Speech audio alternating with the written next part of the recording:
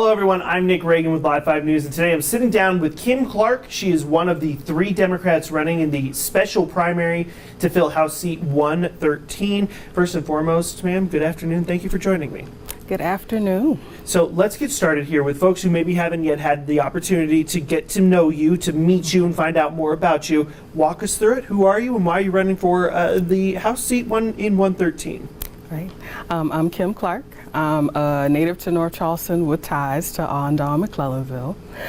I am running just because I've been doing a lot of community work, staying connected with my fellow community members, extended family, and so on, and feel really primed to run in this race to make change in our local community, but also in the state of South Carolina. So there's lots of things to get done here. You obviously live in the district. What is sort of the number one thing that folks, your neighbors, think need to be addressed at the State House, and how can you address them?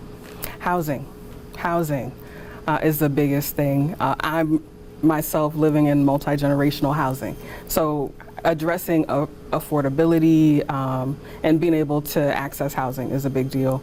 I know that through coalition work I've done that there are lots of models locally and throughout the state that we can look to try to collaborate together, work together to build on some of those different examples and provide more opportunity for people to, get some stability in their lives, to be able to find affordable housing, workforce housing, just being able to provide more access to these options throughout our state.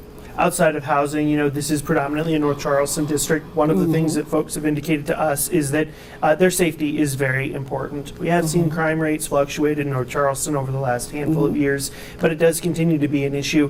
What would you do on the crime front? I do want to be able to work with our local municipalities in terms of how to address those things. I'm glad that you brought in the community input. I am for community control of the police and the community be able to have input and guide what our municipalities do in terms of the resources they use to cover different services, public services, but also providing like harm reduction methods and services for our community members to help prevent violence and prevent crime. We've talked about crime now, we've talked about affordable housing. Those are some of the biggest issues out there. What else is on your personal agenda? What would you like to see accomplished if you were to get to Columbia? Oh, sure. So the main things I'm focused on, and we talked about housing, and I talked about different models and what I view as different tangible results that we have here in South Carolina. So I am focused on how do we get those resources that are needed to those tangible results, to expand on those. My other 2 issues are school choice and having affordable childcare and early childhood options for families in the area. Break those down for me. What do you mean by school choice in this context? Sure. So I've been able to do some really great work in the community and even have some leadership roles through an organization called Charleston Rise.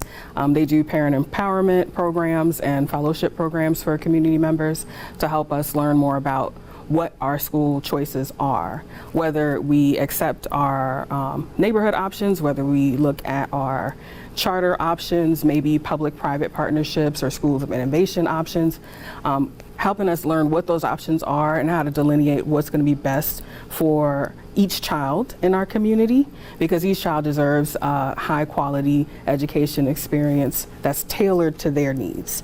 And as far as early childhood education, I do want to see more funding go towards early childhood education and creating additional options for families so that they can get access to childcare.